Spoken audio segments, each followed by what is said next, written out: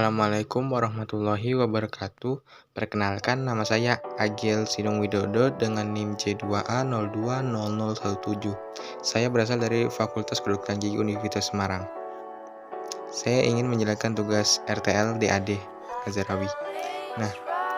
Pesatnya penyebaran virus COVID-19 memberikan pengaruh yang cukup besar terhadap berbagai aspek, tak terkecuali dengan aspek ekonomi di Indonesia juga terbenah beralih mulai menggunakan internet melalui digital marketing di tengah kondisi pandemi.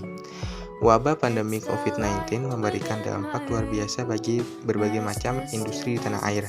Banyak industri yang terpukul akibat merebaknya wabah ini. Di antaranya ada industri usaha kecil menengah dan lain-lain. Akibatnya tidak hanya konsumen yang berdampak, tetapi juga pelaku usaha yang terombang-ambing karena harus mempertahankan usahanya di tengah kondisi yang tidak pasti ini.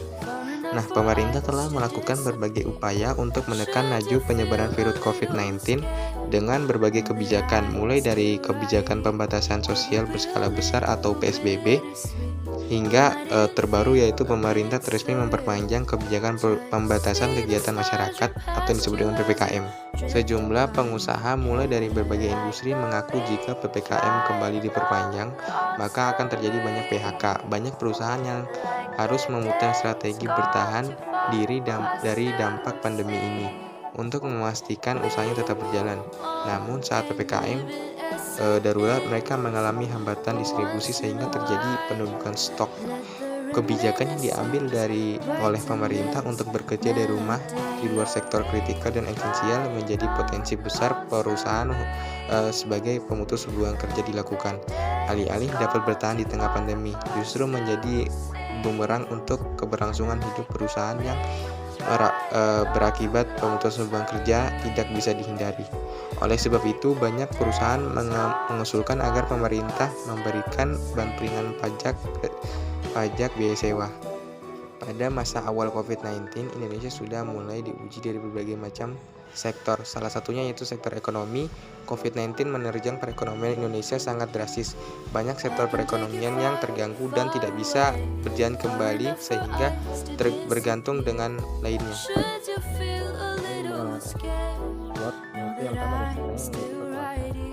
Melihat dari data BPS terkait dampak aspek ekonomi, maka dari kebijakan PSBB dan PPKM yang diterapkan, maka di antara ialah peran serta masyarakat dan komitmen untuk menjalankan kebijakan ini dengan baik, yang bertujuan untuk menekan laju perkembangan virus yang telah bermutasi menjadi beberapa jenis varian yang berbahaya.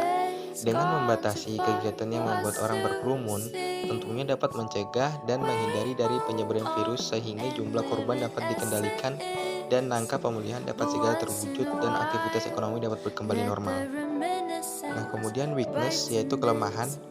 Banyak perusahaan yang memutus hubungan kerja orang sehingga orang tersebut menjadi pengangguran dan di rumah saja. Kemudian opportunity yaitu peluang dari masyarakat orang yang diputus di PHK yaitu bisa dengan berjualan online, karena berjualan online dapat dilakukan dari rumah saja. Kemudian yang terakhir yaitu ada threat atau ancaman.